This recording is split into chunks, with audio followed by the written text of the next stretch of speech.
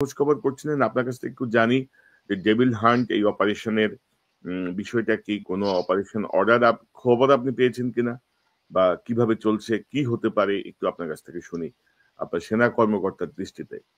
অবশ্যই led by, কারণ আমাদের পুলিশের তো ধরেন এখন অর্ধেকই জয়েন করে নাই। তারা থানা সামলাবে, এলাকা সামলাবে, মামলা সামলাবে, নাকি অপারেশনের জন্য তাদের জনবল দিবে। ধরেন পুলিশ বা অন্যান্য দিক থেকে আমি তেমন বেশি কন্ট্রিবিউশন আশা করি না। মেইন চাপটা পড়বে সশস্ত্র বাহিনীর উপরে। এখন কোন সশস্ত্র বাহিনী? যারা গত 7 মাস ধরে কিন্তু মাঠে আছে। এই 7 মাস অপারেশনে ডেভিল হান্ট শুরু হয়েছে। এই ডেভিল হান্ট কিসের ভিত্তিতে শুরু হলো? অবশেষে এটা গোপন তথ্য ফাঁস করেছেন সাংবাদিক কনক সরোয়ার। এটা শুধুমাত্র মৌখিকভাবে শুরু হয়েছে, আর এই অপারেশন মৌখিকভাবে শুরু হওয়া ঠিক কিনা এবং মৌখিকভাবে শুরু হতে পারে কিনা এই বিষয় নিয়ে তার সাথে বিশ্লেষণ করেছেন সাবেক একজন সেনা কর্মকর্তা। আলোচনা শুনলে বুঝতে পারবেন এই ডেভিল হান্ট হয়তোবা মৌখিকভাবে দেওয়ার পিছনেও একটা ভয়ঙ্কর ষড়যন্ত্র রয়েছে। আমরা তার আলোচনা শুনলে বিষয়টি আরও ক্লিয়ার হবো। 5ই ফেব্রুয়ারি ধানমন্ডি 32 নম্বরের ছাত্র জনতার ক্ষোভের বহিঃপ্রকাশের পর আওয়ামী লীগের যে ভূমিকা তারা গিয়েছিল, বেশ কিছু অডিও প্রকাশিত হয়েছে, বেশ কিছু গোপন মিটিং এর ভিডিও সামনে এসেছে। বিশেষ করে গাজীপুরের সাবেক মেয়র জাহাঙ্গীর বলেছে যে রাতের বেলা সে কাউকে শান্তিতে থাকতে দেবে না, এমন একটি ঘোষণা এবং সার্বিক পরিস্থিতি বিবেচনায় ডেভিল হান্ট নামে একটি যৌথ বাহিনীর অপারেশনের কথা স্বরাষ্ট্র মন্ত্রণালয় থেকে আমাদেরকে জানানো হয়েছে। সে বিষয়টি নিয়ে আমরা আজকে কথা বলবো। আমার সঙ্গে যোগ দিচ্ছেন আপনাদের অত্যন্ত পরিচিত মুখ, বাংলাদেশ সেনাবাহিনীর 24তম ব্যাচের কর্মকর্তা মেজর সুমন আহমেদ। সুমন ভাই, আপনাকে স্বাগত জানাচ্ছি আজকের অনুষ্ঠানে। আসসালামু আলাইকুম। সুমন ভাই, আমরা ধরেন এই যে অপারেশন ডেভিল হান্টকে আমরা স্বাগত জানিয়েছি যে অবশেষে একটি ডেভিল হান্ট শুরু হলো, যেটি আসলে 5ই অগাস্টের পরে হওয়ার কথা ছিল, সেটি 6 মাস পরে আসলো। তো আমরা পত্রিকায় দেখছিলাম যে অপারেশন ডেভিল হান্ট কি, কারা করবেন, ধরা পড়বে কারা, এমন বেশ কিছু সংবাদ আসছে। উদ্দেশ্য হচ্ছে দেশব্যাপী সন্ত্রাসবাদ দমন, আইন শৃঙ্খলা পরিস্থিতির উন্নতি করা, অপরাধীদের আইনের আওতায় আনা, পরিচালনা করবে পুলিশ, র্যাব, বিজিপি, সেনাবাহিনী, ডিবি, এবং মেয়াদ হচ্ছে আইন শৃঙ্খলা রক্ষাকারী বাহিনী জানিয়েছে এই অভিযান দীর্ঘমেয়াদী হবে এবং সন্ত্রাসবাদের মূল উৎপত্তিস্থল চিহ্নিত করে ব্যবস্থা নেওয়া হবে। তো এই হচ্ছে গিয়ে আসলে পত্রিকা প্রকাশিত সংবাদ, কিন্তু আমি ব্যক্তিগতভাবে এই এর কোনো অপারেশন অর্ডার পাইনি, অর্থাৎ স্বরাষ্ট্রমন্ত্রী বা স্বরাষ্ট্র সচিব যা বলছেন এর বাইরে যে একটা লিখিত অর্ডার থাকে।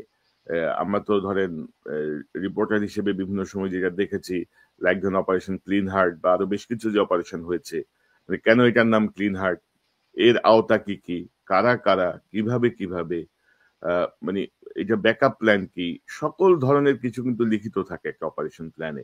তো আপনি বিষয়টি নিয়ে খোঁজ খবর করছিলেন, আপনার কাছ থেকে একটু জানি যে ডেভিল হান্ট এই অপারেশনের বিষয়টা কি, কোনো অপারেশন অর্ডার খবর আপনি পেয়েছেন কিনা, বা কিভাবে চলছে, কি হতে পারে, একটু আপনার কাছ থেকে শুনি আপনার সেনা কর্মকর্তার দৃষ্টিতে। জি, আপনি প্রথম যে জিনিসটা বলেছেন সেটা একদম যথার্থ, যে আমাদের আশা ছিল যে আগস্টের 5 তারিখেই এই ধরনের একটা অপারেশন অর্ডার হবে। বাট আমরা জানি যে তখনকার সিচুয়েশনটা আসলে অনেক ক্ষেত্রেই একটা গোলমালের অবস্থা, যে পরিষ্কারভাবে কিছু ধারণা পাওয়া যাচ্ছিল না যে কোন দিক থেকে কি আসবে। কার্যত তো কোনো সরকার 3 দিন ছিল না, সে অবস্থায় করতে পারে নাই। বাট আগস্টেরই কোনো এক সময় আসলে এই ধরনের একটা অভিযান শুরু হওয়ার দরকার ছিল। তো দেরিতে হলেও হয়েছে, বাট আমরা সবাই কিন্তু জানি যে কোন প্রেক্ষাপটে বা কোন পটভূমিতে এই অপারেশনটা হচ্ছে, একটা সাধারণ ধারণা আছে। দ্বিতীয়ত যে জিনিসটা হচ্ছে যে আপনার বা আমার কাছে কোনো অপারেশন অর্ডার আসবার কথা না, বিকজ সেটা হচ্ছে যারা এর সাথে সংশ্লিষ্ট তাদের কাছে সেটা যাবার কথা। এখন অপারেশন অর্ডারটা তৈরি হবে কিসের ভিত্তিতে? সেটা হবে যেই মন্ত্রণালয় বা সরকারের যেই অংশটা এই অপারেশনের আদেশ দিচ্ছে বা তার তত্ত্বাবধানে থাকছে, তারা একটা ডাইরেক্টিভস দিবে বা একটা নির্দেশনা দিবে, সুস্পষ্ট নির্দেশনা। সেই নির্দেশনার উপর ভিত্তি করে, যেটা লিখিত হবে সেই নির্দেশনা, সেটার উপর ভিত্তি করে যেই বাহিনীগুলা সে সাথে সংশ্লিষ্ট, অথবা এই বাহিনীগুলোর মধ্যে নিউক্লিয়াস যে আছে, আমরা ধরে নিচ্ছি সশস্ত্র বাহিনী, তারা একটা অপারেশন অর্ডার তৈরি করবে। আপনি আরেকটা জিনিস খুব যথার্থ বলেছেন যে অপারেশন ক্লিন হার্টের সময় বা অন্য সময় এই ধরনের যে অপারেশন হয়েছে, সন্ত্রাস বিরোধী, অস্ত্র উদ্ধার, সেখানে পরিষ্কার ভাবে অপারেশন অর্ডার ছিল। সেটা আমাদের কাছে অপারেশন অর্ডারটা আসে নাই, হয়তো ডাইরেক্টিভসটা আসছে, বাট আমরা জানি যে সুনির্দিষ্ট একটা মিশন স্টেটমেন্ট আছে এবং কি কি করতে হবে, কি করা যাবে না, সেইগুলা পরিষ্কারভাবে বলা থাকে এবং সে অনুযায়ী এই অপারেশনের সংশ্লিষ্ট সবাই কাজ করে। তো আমি, যেহেতু আমার কাছে কোনো অর্ডার আসবার কথা না, বাট যারা এই অপারেশনে অভিযানে সাথে স্টেক হোল্ডার যারা, তাদের কাছে তো আসবার কথা। তো সেই হিসাবে আমি খোঁজ নেওয়ার চেষ্টা করেছি। যে কোনো কারণে, অথবা আমি বলতে পারি দুর্ভাগ্যজনকভাবে, এই ধরনের কোনো আদেশ বা অপারেশন অর্ডার নাই। যা আছে সেটা সম্পূর্ণ মৌখিকভাবে। দেখেন, এটা হচ্ছে স্বরাষ্ট্র মন্ত্রণালয় থেকে এই অভিযানের আদেশ দেওয়া হয়েছে বা সেই অনুযায়ী একটা নির্দেশনার দেওয়া হয়েছে, কিন্তু সেটাও মৌখিক। একটা মিটিং এ বলে দেওয়া হয়েছে যে এইভাবে অপারেশন চলবে, সুস্পষ্ট ভাবে কিছু বলা নাই। এবং ধরেন সুস্পষ্ট যদি বলা না থাকে স্বরাষ্ট্র মন্ত্রণালয় থেকে, অথবা আর্মির অপারেশন অর্ডার, যেটা আমরা দেখতে পাচ্ছি না। আর্মির অপারেশন অর্ডার কেন দেখতে পাচ্ছি না? সেক্ষেত্রে একটা উত্তর, মানে যৌথ বাহিনী বা সেনাবাহিনী যারা আছে মাঠে, তারা কিন্তু বলতে পারে যে আমাদের একটা বা অপারেশন অর্ডার তো তখনই তৈরি করব যখন আমরা একটা সুস্পষ্ট ধারণা এবং নির্দেশনা পাবো আমাদের মন্ত্রণালয় থেকে। সেটা ছাড়া আসলেই তারা কিভাবে করবে? সেই জায়গাটাতে তাহলে থেমে আছে কেন? ধরেন আমরা ক্লিন হার্টের এক্সপিরিয়েন্স অন্য কিছু থেকে প্রথমত বলতে পারি, এখানে একটা মিশন স্টেটমেন্ট থাকবে যে এই সময়, এই জায়গায়, এইভাবে সন্ত্রাসী অথবা যারা ডেভিল তাদেরকে তোমরা গ্রেফতার করো এবং তার পরবর্তী কি আইনানুগ ব্যবস্থা সেটা নাও। এই ধরনের কিছু নাই। এখন প্রশ্ন প্রথমত সবার কাছে আসে যে ডেভিলটা কে এখানে? আমাকে, আমার মতো সাধারণ বুদ্ধিমত্তার একজন লোক, আমার তো বুদ্ধির গভীরতা অত বেশি না, আমি কিন্তু প্রথমে আমার মাথায় চিন্তা আসবে, আচ্ছা ডেভিল তো তাহলে আমাদের সচিবালয় যেই সচিবরা আছে তাদের মধ্যে অর্ধেকই হচ্ছে ডেভিল। মানে আমার সাধারণ চিন্তায় আমাদের পুলিশের অর্ধেক ডেভিল, আমাদের ইভেন উপদেষ্টা পরিষদে বর্তমান অন্তর্বর্তীকালীন সরকারের দু একজন আছে, ফারুকি বা এর মতন লোকজন, এরাই তো ডেভিল। আমার চোখে তো বাংলাদেশে দৃশ্যমান তারাই ডেভিল। এর বাদে আমি অবশ্যই বলবো, হ্যাঁ, যারা আওয়ামী সন্ত্রাসী, যারা এই ধরনের যে হুমকি ধামকি, বিভিন্ন গোপন পরিকল্পনা বাংলাদেশকে বা এই সরকারকে বা জনগণের বিরুদ্ধে যারা এই পরিকল্পনা করে যাচ্ছে, তারা ডেভিল। তো এই সুমন ভাই, একটা বিষয় আমি আপনাকে বলি, ধরেন ম্যাজিস্ট্রেসি পাওয়া নিয়ে কিন্তু সেনাবাহিনী গত, আমি বলবো যে 3 মাসের বেশি সময় কিন্তু মাঠে আছে, সেনাবাহিনী মাঠে আছে। এবং ধরেন এই যে ম্যাজিস্ট্রেসি পাওয়ার দেওয়া হয়েছে, ধরেন আজকে যে ছেলেটা কমিশন পেয়ে বের হলো, সেও কিন্তু ম্যাজিস্ট্রেসি পাওয়ার নিয়ে বের হলো। মানে কমিশনের সাথে সাথে তার উপরে কিন্তু ম্যাজিস্ট্রেসি পাওয়ারটা চলে যাচ্ছে, এই ছেলেটা বা মেয়েটা যেটা বের হলো কমিশন নিয়ে অফিসার হলো। তো এই ম্যাজিস্ট্রেসি পাওয়ারের তো তেমন কোনো আউটকাম আমরা দেখি নাই কিন্তু, মানে তারা মাঠে থাকার পরেও, এবং বিভিন্ন সময় আসছে যে আমাদের সিওরা আমাদেরকে মানা করছে, সিওরা আদেশ দিচ্ছে না ম্যাজিস্ট্রেসি পাওয়ার আমরা কিভাবে প্রয়োগ করবো, এমন বিভিন্ন রকমের কথা আমরা শুনেছি। তো এই ক্ষেত্রেও কি ধরেন এই যে লিখিত আদেশ না থাকলে বা লিখিত কোনো নির্দেশনা যদি না থাকে, তাহলে এটার ডিমেরিটস কি? অর্থাৎ এটার আপনি এটা নেগেটিভ জায়গাটা কি? এই দুটো বিষয় যদি আপনি অ্যাডজাস্ট করেন বা একই সঙ্গে যদি অ্যাডজাস্ট করেন। জি জি, অবশ্যই। আপনার এই জিনিসটা আমি প্রথমে ক্লিয়ার করিনি। যখন ম্যাজিস্ট্রেসি পাওয়ারটা দেওয়া হলো, এটা তো বেশ কয়েক ধাপে 2 মাস করে এক্সটেন্ড করা হয়েছে। এখন যেটা সম্ভবত 12 জানুয়ারিতে আরো 2 মাসের জন্য 12 মার্চ পর্যন্ত এক্সটেন্ড করা হয়েছে ম্যাজিস্ট্রেসি পাওয়ারটা। বাট সেনাবাহিনী মাঠে আছে। এখন আমরা তখন ধরেন লেফটেন্যান্ট উজ্জ্বলের সেই ঘটনাটা, সেটা যদি আপনি মনে করেন, তখন আমরা বলছিলাম যে ম্যাজিস্ট্রেসি পাওয়ার দেওয়া হয়েছে কিন্তু তাদের হাত পা বেঁধে রেখে তাদেরকে অপারেশনে পাঠানো হচ্ছে বা ম্যাজিস্ট্রেসি পাওয়ারটা ব্যবহার করা হচ্ছে হাত পা বাঁধা। আর এখন হচ্ছে হাত পা বাঁধা কিনা আমি জানি না, এখন হচ্ছে তাদেরকে আপনি চোখ বেঁধে অপারেশনে যেতে বলতেছেন, মানে তাদের দৃষ্টিসীমায় যেটা থাকবার কথা যে আমার টার্গেট কি, ডেভিল কি, ওকে আমার স্পেসিফিক টাস্ক কি, সুনির্দিষ্ট আমাকে কি করতে বলা হয়েছে, তার কোনো সে দেখতে পাচ্ছে না, সে অন্ধ। আমাকে ইমপ্লাইড টাস্ক বা সেই টাস্কটা কমপ্লিট করার জন্য তার সাথে সাথে আমাকে কি, ধরেন একটা এলাকার সন্ত্রাসী ধরতে বলা হলো, সেক্ষেত্রে আমাকে কিন্তু আরো কিছু টাস্ক না বলা থাকলেও সেগুলো করতে হবে। সেই জিনিসগুলা কি বলা আছে? বলা নাই। দেন মানে সেটা তো অ্যানালাইজ করে বের করবে, নির্দেশনের উপর ভিত্তি করে সেনাবাহিনী বা যৌথ বাহিনীকে সেটা বের করতে হবে, যারা ডেভিল হান্টের সাথে সংশ্লিষ্ট তাদেরকে সেই মিশন অ্যানালাইসিস করে সেগুলো বের করতে হবে। বাট যেহেতু ডাইরেক্টিভস নাই, যেহেতু মিশন নাই, তারা এখন অন্ধের মতন আছেন, তাদের কাছে ম্যাজিস্ট্রেসি পাওয়ার আছে, তাদের একটা অপারেশনের জন্য বলা হয়েছে, কিন্তু তারা সেই অপারেশনটা করবেন সেখানে সুনির্দিষ্ট ডেভিলটা কি তারা দেখতে পাচ্ছেন না, সেইখানে সেইটার সংশ্লিষ্ট আমরা যেটাকে বলি স্পেসিফাইড বা নির্দিষ্ট করে এই আদেশগুলো বলা আছে, বা ইমপ্লাইড টাস্ক এবং মিশন এসেনশিয়াল টাস্ক এমইটি, যে আমি এই হইলে সেটা আমার মিশন সম্পূর্ণ হবে না, সেই ধরনের টাস্ক কি তারা তো দেখতে পাচ্ছে না। আর সেনাবাহিনী হচ্ছে একটা, বা এখানে পুলিশ র্যাব তারাও আছে, নৌবাহিনী বিমান বাহিনীর সদস্যরা আছে, তারা তো একটা সুশৃঙ্খল বাহিনীর সদস্য, এবং তাদেরকে বলা যেই কাজটা বলা হবে তারা সে অনুযায়ী করবে। এখন তারা তো দেখতেই পাচ্ছে না কিছু, না হলে এখানে ডেঞ্জারটা কি আমি বলি আপনাকে, আপনি যেহেতু বললেন তারা তো চোখে কিছু দেখতে পাচ্ছে না। একদিকে একটা ভয় থাকে আমাদেরকে আল্লাহ না করুক এই তানজিমের মতন যে শাহাদাত বরণ তেমন একটা ঘটনা একদিকে, আরেকদিক হতে পারে যে কিছুদিন আগে যুব দলের বিএনপির একজন কর্মীকে ভুল বোঝাবুঝির কারণে তাকে ডেকে নিয়ে আসা হলো এবং তার যে মৃত্যুবরণ, সেই ধরনের অনাকাঙ্ক্ষিত জিনিসগুলো হতে পারে।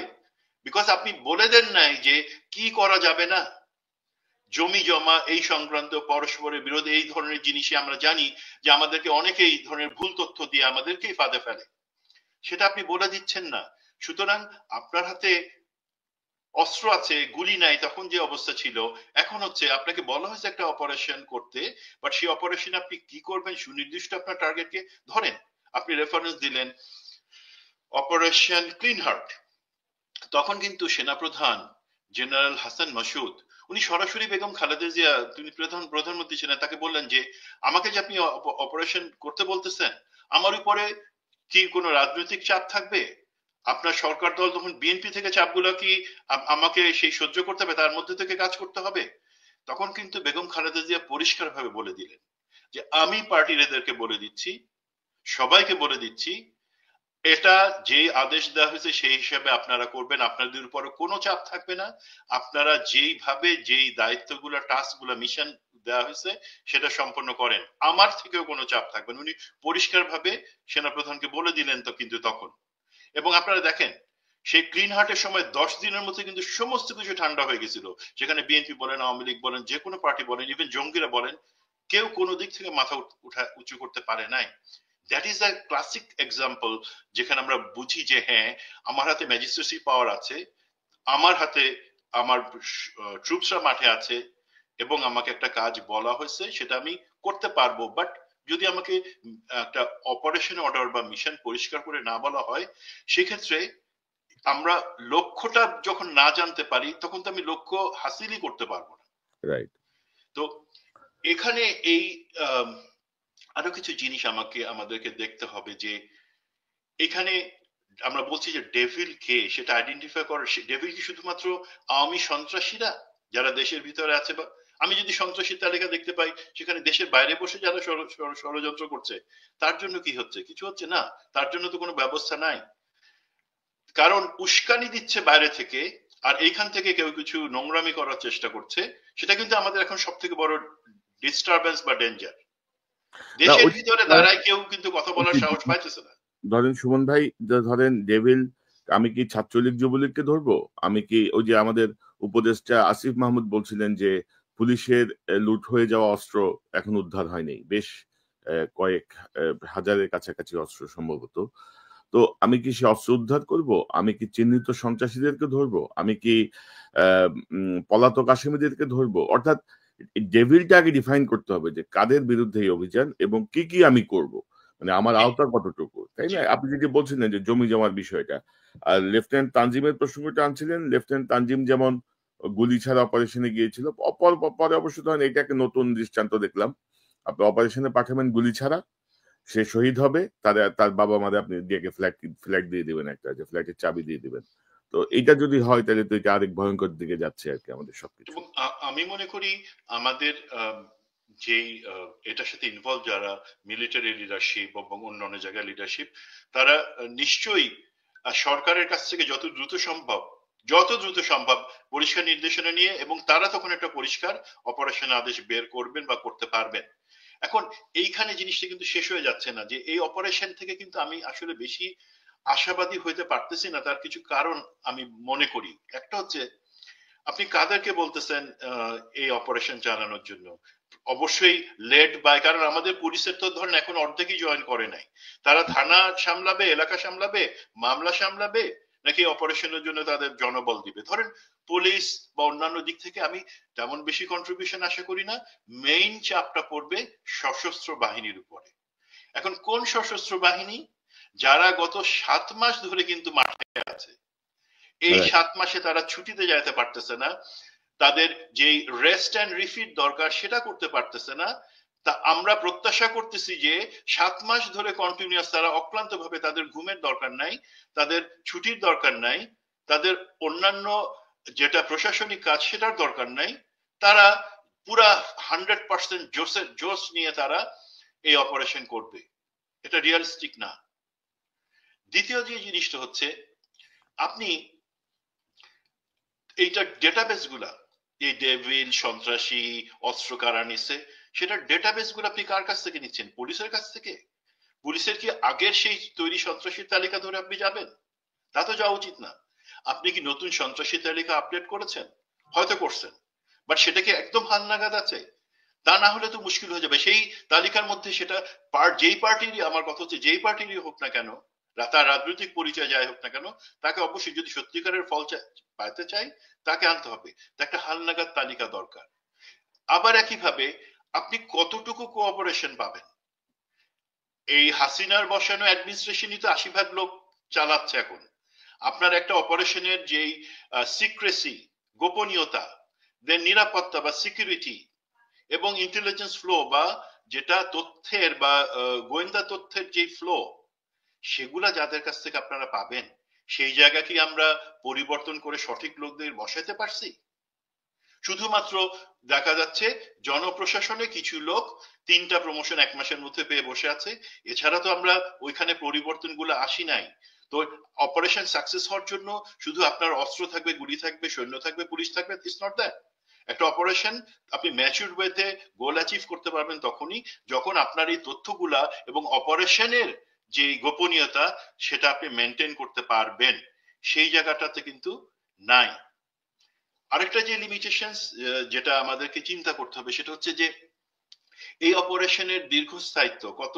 যারা বলছে যতদিন না পর্যন্ত, ইটস এ ভেগ টার্ম। হুম, হুম। আপনাকে বলে দিতে হবে যে না, এই সময়ের মধ্যে, কারণ সেনাবাহিনীর কাজ কি?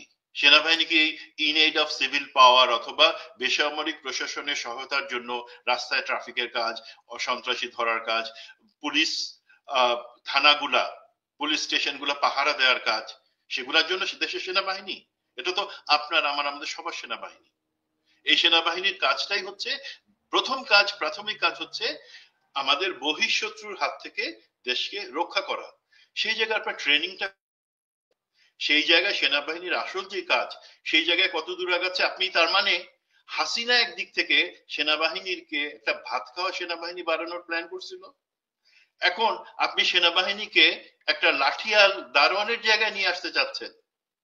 আপনি বলবেন, হ্যাঁ, যুক্তি থাকবে যে আর কেউ এখন তো নাই, সেনাবাহিনীকেই দেখতে হবে এই জিনিসগুলা, আমরা তো অন্য কোথাও ভরসা পাচ্ছি না, ম্যান পাওয়ার পাচ্ছি না। আমাদেরকে তো সেই আলোকে দেখতে হবে যে একটা বাহিনীর ক্যাপাসিটি থাকে, একই সাথে তার যেই মূল দায়িত্ব আছে সেখান থেকে আপনি বেশি দিন তাকে সরাই রাখতে পারবে না। আমরা চাই যত দ্রুত সম্ভব সেনাবাহিনী তার ব্যারাকে ফিরে যাক, তার আসল দায়িত্বের দিকে মনোযোগ দিক, এবং না, এই ধরনের সুমন ভাই, অপারেশন সুমন টাইম বাউন্ড হতে হবে। সুমন ভাই, ধরেন আমি যেটা বলতে চাচ্ছি যে ধরেন ম্যাজিস্ট্রেসি পাওয়ার নিয়ে মাঠে থাকার পরেও কি আমরা খুব বেশি কোনো দৃশ্যমান কিছু দেখেছি? দেখি নাই তো। জি না। ধরেন আমি যদি ২০০৯ এর আগের কথা যদি বলি, ৯৬ সালের নির্বাচন বা ৯১ নির্বাচন, আ বা ২০০৯ নির্বাচনের আগেও, ৮ এর নির্বাচনের আগেও যদি বলি, সেনাবাহিনী মোতায়েন মানে হচ্ছে সাথে, সাথে কিন্তু একটা সাড়া পড়ে যেত, তাই না? জি যে মানে একটা massive operation. Operation clean heart কয়দিন হইছে? এবং অভিযোগ কিন্তু খুবই কম অপারেশন ক্লিন হার্ট নিয়ে। একেবারে সুনির্দিষ্টভাবে যে অ্যাকশন, সেই অ্যাকশন তো আমরা মানে ম্যাজিস্ট্রেসি পাওয়ার দিয়েই তো এটা দমন করা সম্ভব। ডক্টর জি ইউনূস সরকারের বা ইউনূস সাহেবের ব্যক্তিগত এই আগ্রহটার জায়গায় তো আমরা দেখি নাই যে এটাকে কেউ অ্যাড্রেস করছে প্রপারলি। তো এখন এই প্রসঙ্গগুলো আসছে যে সেনাবাহিনীর কি ছুটি লাগবে না? সেনাবাহিনীর কাজটা কি? সেনাবাহিনী কি মানে পুলিশের ভূমিকা অবতীর্ণ হবে সবসময়? তো এই যে যারা কাজ করতে দিচ্ছে না, মানে ম্যাজিস্ট্রেসি পাওয়ার পরেও যারা বিভিন্ন জায়গায় অবস্টেকল তৈরি করছে, তারাই তো ভাই কমান্ডিং অফিসার, তারাই তো পজিশনে আছে। তারা কি এই অপারেশন কতটুকু সফল হতে দিবে? তারপরে আবার যেখানে কোনো নির্দেশনা নাই, সুনির্দিষ্ট কোনো পয়েন্টেড কিন্তু কিছু নাই। কমান্ডিং অফিসারদের জায়গায় আমি হয়তো আমার মতটা একটু ভিন্ন হবে, বিকজ আমি বিশ্বাস করি কমান্ডিং অফিসার লেভেল পর্যন্ত যারা আছে তারা কিন্তু, আমি ব্যক্তিগতভাবে বিশ্বাস করি তারা জনগণের ভাষা আগে থেকেই বুঝতে পারছে, এবং যদি না বুঝতে পেরে থাকেও এতদিনে, তারা কিন্তু দেশের চাহিদা কি, জনগণের চাহিদা কি, সঠিক কাজ কোনটা, সেটা কিন্তু তারা বাইনাও তারা অ্যালার্ট এবং বুঝে গেছে। বাট নির্দেশনা ছাড়া কিভাবে করবেন? আরেকটা জিনিস হচ্ছে, ইউ আর ভেরি রাইট, চাপ। শুধু তো আমি বলবো না যে সেনা বাহিনী বা বাহিনীগুলোর উপর থেকে চাপ, বিভিন্ন ধরনের চাপ গুলা কে অগ্রাহ্য করা বা সেটাকে ম্যানেজ করেই কিন্তু এই ধরনের অপারেশন করতে হয়। এখন আপনি জানেন কিনা জানি না, আমি জানি কিন্তু আরাফাত সহ অনেকেই দেশের ভিতরে আছে। জি, তো আমি জানি, আমি আমি দেখতে জানি, চাই, আমি জানি, হ্যাঁ। আমি দেখতে চাই এই যে অপারেশন হচ্ছে সেটাতে, আজকে টিভিতে দেখলাম 270 জন না কতজনের লিস্ট এই পর্যন্ত এই 3 দিনে হয়েছে, সেটার একটা দেখাচ্ছে কোথায় কোন অভিযান হচ্ছে। যাদের চেহারা আমি দেখছি, ঠিক আছে, তারা যদি অপরাধ বা সন্ত্রাসী হয়ে থাকে, হুমকি হয়ে থাকে, অবশ্যই তাদের ধরা হবে। বাট আমি প্রথমে দেখতে চাই আরাফাতের চেহারা। আমি প্রথমে দেখছি এই ধরনের আরো, আমার ধারণা সবাই পালা যায় নাই, আরো 80 থেকে 100 জন, যাদেরকে আমরা বলি যে বিভিন্ন সময় সেনানিবাসে তারা আশ্রয় নিছিল বা আশ্রয় দেওয়া হয়েছিল, ভারতে চলে গেছে, সব ভারতে চলে যায় নাই। অনেকে আছে দেশে এই আরাফাত টাইপের, এই তারা ডেভিলের চেহারা আরাফাত, ডেভিলের চেহারা আপনারা রাখছিলেন হাসিনা, সেই তাকে হাসিনাকে তো পাবেন না। আরাফাত এবং তার মতন এমন যারা আছে তাদেরকে ধরে দেখান যে না, আমরা যে কোনো চাপ বা যে কোনো ধরনের এই আহ, পর্দার পিছনের জিনিস বুঝি না, আমাদেরকে দায়িত্ব দেওয়া হয়েছে, আমরা সেটা মানবো।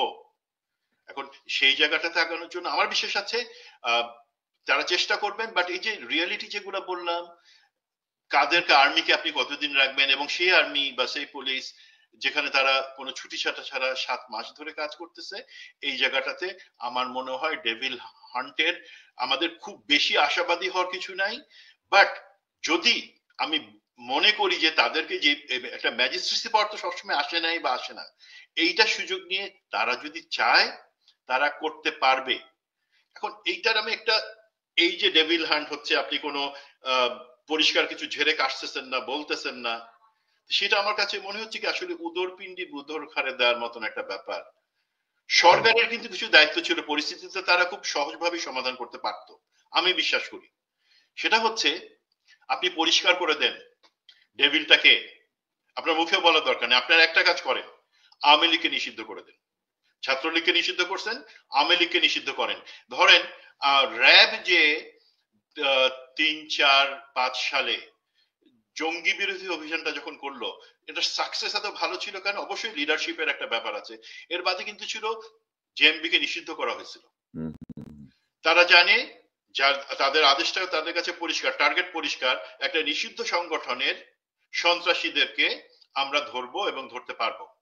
এখন আপনি যদি আওয়ামী লীগকে নিষিদ্ধ না করেন, অর্ধেক আওয়ামী লীগ তো বাকি রাজনৈতিক দলগুলার ছত্রছায়া যাওয়ার চেষ্টা করবেই, তারা সেখানে প্রোটেকশন দেওয়ার চেষ্টা করবে, তারা কোনো একটা জিনিস নিয়ে মিছিল বার করে দিবে যে না, জনগণের উপরে এই ডেভিল হান্টের নামে জনগণের উপরে অত্যাচার করা হচ্ছে, নিরীহ লোকদেরকে হয়রানি করা হচ্ছে। আপনি টেক দিস, তারা এটা করবেই।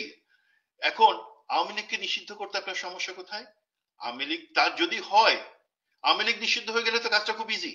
বাট সেইটা না করে আপনারা প্যাচাই জিনিসটা আপনারা সেনাবাহিনীকে বা যৌথ বাহিনীকে দিচ্ছেন যে ডেভিল হান্ট করো, বলে দিচ্ছেন না যে কাকে হান্ট করো, কিভাবে করো, কোনটা করতে পারবা না, কোনটা করতেই হবে বলে দেন নাই। এখন সরকার বা দেশের সুশীল সমাজ বলতে পারে রাজনৈতিক একটা দলকে নিষিদ্ধ করা তো সহজ না, আমরা গণতান্ত্রিক দেশ হিসেবে পরিগণিত হবো বা এই ধরনের জিনিস হবো। আরে ভাই, আইসিস আজকে কি মার্কিন প্রশাসন তাদের সাথে বসে গল্প করে বা আলোচনা করে? তারা কিছু সংগঠনকে নিষিদ্ধ করছে, এবং তারা করছে এমন না যে সংগঠনকে নিষিদ্ধ করা। ভারত তার দেশের ভিতরের অনেক সংগঠনকে, রাজনৈতিক সংগঠনকে নিষিদ্ধ ঘোষণা করছে, কারণ তাদের কাছে মনে হচ্ছে সেটা তাদের ন্যাশনাল সিকিউরিটি বা জাতীয় নিরাপত্তার জন্য হুমকি স্বরূপ। আমরা তো সংগঠন অনেক নিষিদ্ধ করছি, তার মানে দাড়ি টুপি থাকলেই তাদের নিষিদ্ধ করব? আর আওয়ামী লীগের সুশীল বাবুদেরকে, আওয়ামী লীগের মতো সন্ত্রাসী যারা এই 24-এ সেই 2000 ছাত্র জনতাকে হত্যা করছে, তারা আসছে বিডিআর হত্যাকাণ্ডের মধ্যে দিয়ে, তারা হেফাজত হত্যাকাণ্ড করছে, তারা তাপসের উপর গ্রেনেড হামলার মতো নাটক সাজাই, অফিসারদেরকে জেল 5 বছরের করে জেল দিছে, তারা ভুয়া নির্বাচন করে যাচ্ছে এবং নির্বাচনের সময় বিভিন্ন অজুহাতে সাইদির সংক্রান্ত ব্যাপারে তারা শয় শয় মানুষকে মেরে ফেলছে, তারা হাজার হাজার গুম খুন করছে। তারা কি সন্ত্রাসী না? আপনি বলবেন না, বিচারের মাধ্যমে তাদেরকে, আদালত তাদেরকে সন্ত্রাসী বলে নেই। আরে ভাই, ভারত, যুক্তরাজ্য তারা যখন একটা দলকে সন্ত্রাসী বলে, সেটিকে আদালত থেকে পারমিশন নিয়ে নেয়, সরকার বলে দেয়। এবং সেই ক্ষেত্রে সরকারের একটাই শুধু চাওয়া থাকে, একটা রাজনৈতিক মতৈক্য থাকতে হবে। আমাদের রাজনৈতিক দলগুলোর সমস্যা কোথায়? মতৈক্য আসছে যে হ্যাঁ, আওয়ামী লীগকে তোমরা নিষিদ্ধ করো, আমরা নিষিদ্ধ করব। তো এইভাবে কিন্তু সহজে কাজটা করা যেত। সেই সহজ কাজটাকে তারা এখন নিজেদের কাজ না করে, তারা, আমার কাছে সেই জন্য কষ্ট লাগতেছে, তারা আর্মির উপরে চাপাই দিবে একটা ভেগ অর্ডার দিয়ে, এবং আর্মি যদি সাকসেসফুল, বা সরি মানে যে যৌথ বাহিনী, তারা যদি সাকসেসফুল না হয়, বলবে যে তারা সাকসেসফুল হয় না, আমাদের কি করবার আছে। না, ধরেন আপনি যেটা বলছিলেন, আমি সুমন ভাই অপারেশনটা যেদিন শুরু হয় সেদিনই আমি একটা ফেসবুকে একটা পোস্ট দিয়েছিলাম, আমি যদি দেখাই আপনাকে, যে অন্তর্বর্তী সরকারের ডেভিলদের হান্ট করবে কে? অবশেষে আইন শৃঙ্খলা পরিস্থিতি স্বাভাবিক রাখতে এবং সন্ত্রাসীদের আইনের আওতায় আনতে অপারেশন ডেভিল হান্ট নামে একটি বিশেষ অভিযান শুরু করেছে যৌথ বাহিনী। এই অপারেশন সফল করতে হলে অন্তর্বর্তী সরকারের ভেতরে কমপক্ষে যে 9 জন ডেভিল আছে তাদের হান্ট করতে হবে, না হয় এইসব ডেভিল যাই অপারেশন ডেভিল হান্টের 23টে মেরে দেবে। কারণ নাম বললাম না আপাতত। তো মানে ধরেন আমাদের কাছে ধরেন অবস্থানটা ক্লিয়ার, এবং আপনি যেটি বলছেন বিষয়টাও তাই, যে আপনি অন্তর্বর্তীকালীন সরকারের কাছে স্পষ্ট না আর কি। এবং ধরেন আমি যদি আরেকটা প্রসঙ্গে যাই, যে 5ই অগাস্ট যে ধরেন একটা জনতার যে মানে রিফ্লেক্স অ্যাকশনে ধরেন 32 নম্বরে ভাঙচুর হয়েছিল, গণভবনে লুটপাট ভাঙচুর হয়েছিল, মানুষ ক্ষোভ জানিয়েছিল এই স্বৈর শাসক খুনি হাসিনার প্রতি। কিন্তু ঠিক 6 মাসের মাথায় আপনি যদি দেখেন যে 32 নম্বরের শেখ মুজিবুর রহমানের স্মৃতি বিজড়িত এই বাড়ি, বা আওয়ামী লীগের ভাষায় মানে ধরেন আমি যদি ওভারঅল যদি বলি, বাংলাদেশের দুটো বাড়ি খুব গুরুত্বপূর্ণ ছিল, একটা 32 নম্বরের বাড়ি, একটা শহীদ মইনুল রোডের প্রেসিডেন্ট জিয়াউর রহমানের বাড়ি। জিয়াউর রহমানের বাড়ি তো সেনা পুলিশের তত্ত্বাবধানেই গুড়িয়ে দেওয়া হয়েছে হাসিনার সময়, এখন 32 নম্বরের ইয়েটাও গেল। তো জিয়াউর রহমান এবং খালেদা জিয়ার বাড়ি নিয়ে কিন্তু মানে এত সুশীলদের কোনো হাউতাস আমরা দেখি নাই আর কি, যেটা 32 নম্বর নিয়ে চলছে। তো যাই হোক, আমি যেটি বলতে চাচ্ছি, আপনি যদি দেখেন যে এরকম একটা ফ্যাসিস্ট খুনি শাসন আমলের পরে তারা 6 মাসের মাথায় এসে হরতাল ডাকছে, তারা 6 মাসের মাথায় এসে আন্দোলনের কর্মসূচি ঘোষণা করছে, তারা ক্রমাগত উস্কানি দিচ্ছে, তারা ক্রমাগত সুযোগ পেলেই মানুষ মারছে। যেখানে ধরেন আপনি যেটি বলছিলেন যে আগস্টের 5 থেকে 8 কোনো সরকার না থাকলেও মানুষের উপর যে হামলা, যেটা আওয়ামী লীগ নেতারাই বলছিল যে এক রাতে 2 লক্ষ মানুষ মেরে ফেলবে, মানে আমি বলবো যে বিএনপি সহ অন্যান্য রাজনৈতিক দলের যে সহনশীল আচরণ, সে কারণে কিন্তু অনেক অনেক ড্যামেজ কিন্তু হয়নি। কিন্তু গত 6 মাসে তাদের অব্যাহত উস্কানি এবং ছাত্র জনতার উদ্দেশ্যে হাসিনার বক্তব্য দেওয়ার মতো যে দুঃসাহস তিনি দেখিয়েছেন, তারই প্রতিক্রিয়া হচ্ছে 32 নম্বরে গুড়িয়ে যাওয়া। তো আপনি কি মনে করেন যে বর্তমান পরিস্থিতিটা কি দেখছেন? আমি মনে করি যে ৩২ নাম্বারে ছাত্র জনতার যেই আ ক্ষোভ বিক্ষোভের যে বহিঃপ্রকাশ, সেটি কিন্তু আমাদেরকে আবারও দেখিয়ে দিয়েছে যে ছাত্র জনতা এখনো সজাগ এবং সচেতন। তো অন্তর্বর্তীকালীন সরকার যদি কোনো গেম প্লে করতে চায় বা কোনো স্বার্থে কাজ করতে চায়, তাদের পরিণতিও কিন্তু আমি মনে করি না যে খুব বেশি সুখকর হবে। তো ওভারঅল আপনি কি মনে করেন এই যে ৩২ নাম্বার, বর্তমান পরিস্থিতি, সরকারের ভূমিকা সব মিলিয়ে আপনি কি মনে করেন? জি, ধন্যবাদ। আসলে এই জিনিসটা আমি বেশ কয়েকদিন ধরে চিন্তা করছি। আপনি যেহেতু জিনিসটা অবতারণা করলেন আমি এটা বলব। তার আগে একটা জিনিস একটু যেটা আমাকে মাঝে, মাঝে খোঁচায় সেই জিনিসটা একটু বলে নিই। আমি দেখেছি যে এই ৩২ নাম্বার ভাঙার পরে কিছু, কিছু জায়গা থেকে এসছে কথাটা যে তুলনামূলক বিচার যে আ খালেদা জিয়ার বাড়ি ভেঙে দেওয়া হয়েছে, ৩২ ভেঙে দেওয়া হয়েছে সেটার একটা ন্যায্য বিচার। বাট পার্থক্যটা আপনি দেখেন, আপনি রাইটলি বলেছেন।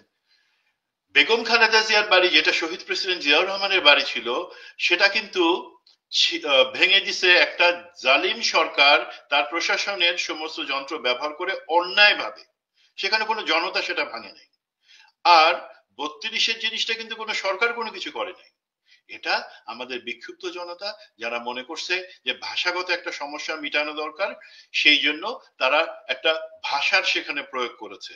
সেখানে কোনো মব বা ভাঙচুরের থেকে আমি দেখবো ভাষা। এখন এই জিনিসটা একটু ক্লিয়ার করি যে আপনি বলছেন যে ৩২ নাম্বার যে ৫ই ফেব্রুয়ারি তারিখে যে সেটা ভাঙা হইলো, আমার মনে হয় অ্যাকচুয়ালি আমাদের ভিতরে যারা কিছু আছেন, আমি বিশ্বাস করি এবং আমি মোটামুটি একটা ধারণা আছে যে আমাদের মধ্যে এখনো কিছু লোক আছেন যারা ভিতরে ভিতরে কাজ করছেন, এবং তাদের একটা চিন্তা হচ্ছে যে একটা ফেজে ধাপে ধাপে আমাদেরকে এই যে আমাদের একটা আন্দোলন হলো বা যেটাকে তারা মনে করেন বিপ্লব, সেটাকে একটা জায়গায় পৌঁছাতে হবে, তার অভীষ্ট লক্ষ্যে পৌঁছাতে হবে, যেটা অ্যাকচুয়ালি ট্রেনের বাইরে চলে যাচ্ছে।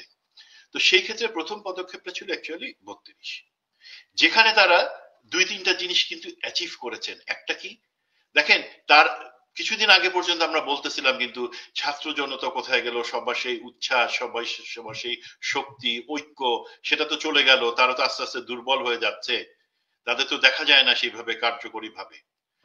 ৩২ কিন্তু এই ঘটনাটা বুঝাই দিল যে না, ছাত্র জনতা এখনো জেগে আছে এবং প্রয়োজন বোধে বড় কোনো পরিকল্পনা বা কিছু দরকার নাই, তারা যে কোনো সময় যে কিছু করতে চায় বা পারে, সেটা তারা দেখায় দিল। ২ নাম্বার হচ্ছে ভাষাগত যে জিনিসটা। দেখেন, তার আগে দেশের সব লোকজন যারা মানে কাঙ্ক্ষিত যে আন্দোলনের ফসল বা তার লক্ষ্যে একটা অ্যাটলিস্ট কাজ করার যে জিনিসটা, সেটা সরকারের কাছে দেখতে যাচ্ছিল। এটা আমাদেরই তো সরকার, তাদের কাছে দেখতে চাচ্ছিল, বাট তারা দেখতে পাচ্ছিল না। মনে হচ্ছিল যে আমরা একটা ভাষায়, চাইনিজ বা অন্য কোনো ভাষায় কথা বলতেছি, তারা তাদের কোন একটা ভাষায় সেই জিনিসটা শুধুমাত্র শুনতে পারবে। ইথারে কোনো একটা সমস্যা হয়ে যাচ্ছে। তখন এত বললেন, আপনারা বললেন, লোকজন বলল, কেউ, সরকার শুনছে না। তখন যেই জিনিসটা হলো ৩২-এর ভাষা আমরা যেটাকে বলি, যে চলো, হাসিনা যদি এখনো বাইরে বসে বা তার সন্ত্রাসীরা যদি দেশের ভিতরে বসে এই ধরনের একটা উস্কানি দিতে পারে যে তারা আমাদেরকে দেখে দেখে বেছে বেছে মারবে, তারা বাংলাদেশের কাউকে শান্তিতে থাকতে দিবে না দিনে এবং রাতে, সেই আমরা দেখাই দিই যে ছোট্ট একটা এক্সাম্পল ৩২ হয়ে গেল। এখন দেখেন কিন্তু ৩২-এর যে ল্যাঙ্গুয়েজ, তার মানে আমার আপনার বাংলা, ইংলিশ, চাইনিজ আমরা যাই বলি না কেন, সরকার বুঝতে পারে নাই, উপদেষ্টারা বুঝতে পারেন নাই।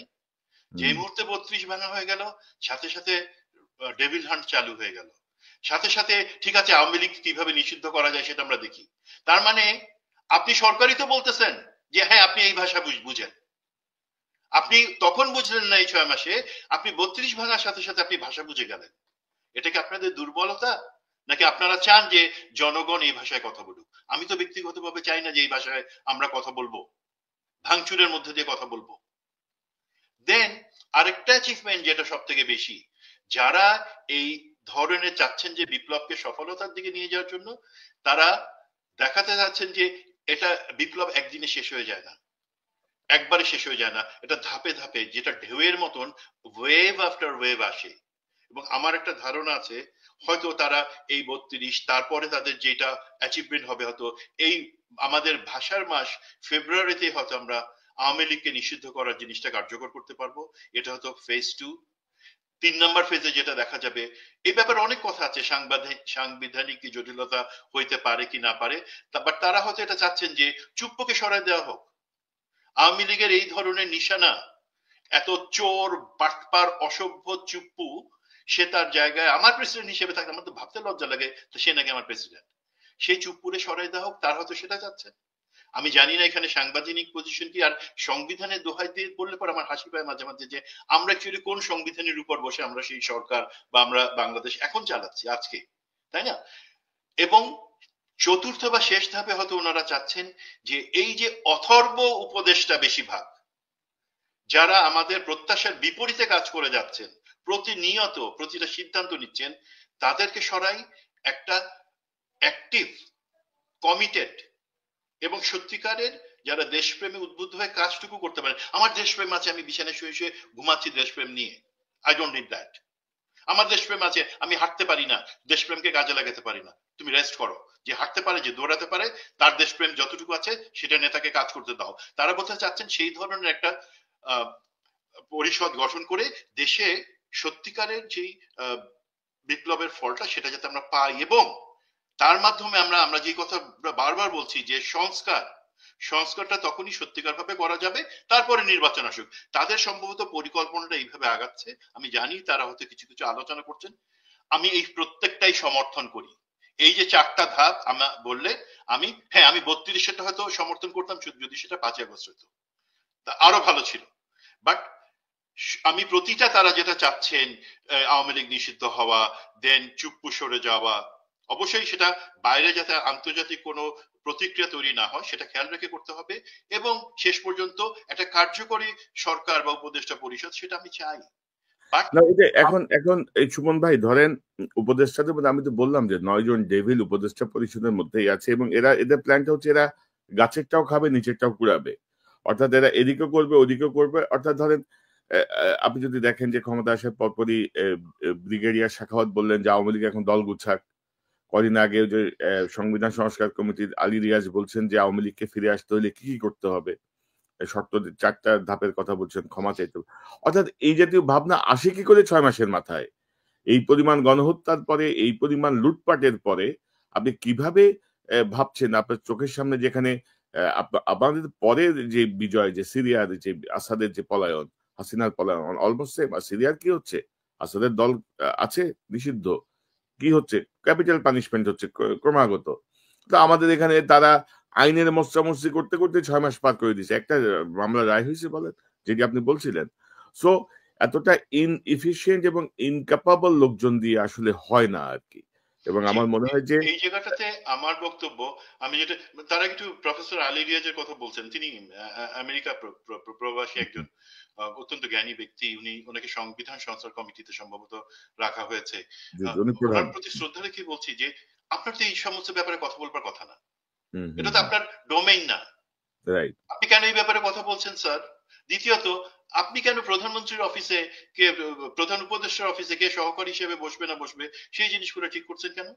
রাজনৈতিক মতৈক্য কে তৈরি করবে, সেই জায়গায় কে বসবে?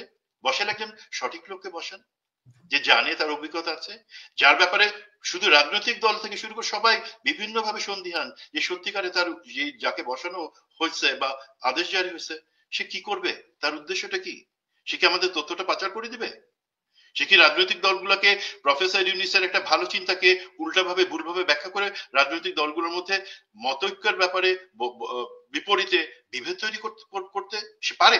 আমি জানি সে পারে। তো যাই হোক, আমি আমার আগের জায়গায় যেটা আমি অ্যাকচুয়ালি বলছিলাম যে এই যে 4টা যেই অভিষ্ট লক্ষ্যে কিছু লোক কাজ করে যাচ্ছে আমরা জানি, স্বৈরাচারদের বিরুদ্ধে দৃঢ় অবস্থান, দেন আওয়ামী লীগকে নিষিদ্ধ করা, দেন চুপ্পুকে সরানো, দেন উপদেষ্টাদের বা একটা কার্যকরী উপদেষ্টা পরিষদের মাধ্যমে সংস্কার চালু করে নির্বাচন। আমি প্রতিটা সমর্থন করি, কিন্তু আমার একটা জায়গায় একটু শঙ্কা আছে এবং বলতে পারেন আপত্তি আছে, দ্য মিনস।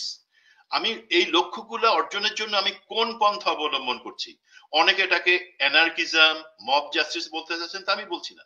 আমি বলছি যে আমি এই অভিষ্ট লক্ষ্য অর্জনের জন্য কখনোই এমন কোনো পন্থা নিব না যেটা সুযোগ নিয়ে হাসিনা, আওয়ামী লীগ এবং ভারত বা প্রতিক্রিয়াশীল চক্র সেটাকে আমাদের বিপরীতে ডিসঅ্যাডভান্টেজে নিয়ে গিয়ে আমাদেরকে একটা জঙ্গি হিসেবে প্রমাণ করতে চাই। আমরা কখনোই ভাঙচুরের মধ্যে দিয়ে সেটাকে অ্যাচিভ করার দরকার নাই, এবং সেক্ষেত্রে সরকারও কিন্তু পারে একটা ভালো পদক্ষেপ নিতে যে ভাই হ্যাঁ এই যে চারটা তোমরা চাচ্ছ এটাতে আমরাও একমত আছি, আসো সেগুলো করি। তাহলে তো ভাই আমার ওইখানে দাঁড়ায় আপনাকে, পিনাকিদাকে এবং ইলিয়াসকে সেই 32-এ ভাঙচুরের সময় একটা বক্তব্য দিতে হয় না। এবং আপনাদের বক্তব্য কিন্তু অ্যাকচুয়ালি অনেকে যেভাবে দেখেন খুবই কাজে লেগেছে, লোকজন সুশৃঙ্খল ভাবে কিন্তু তারপরে জিনিসটাতে করেছে। আমি চাই ভাঙা হোক, তারা ভাঙচুর করছে।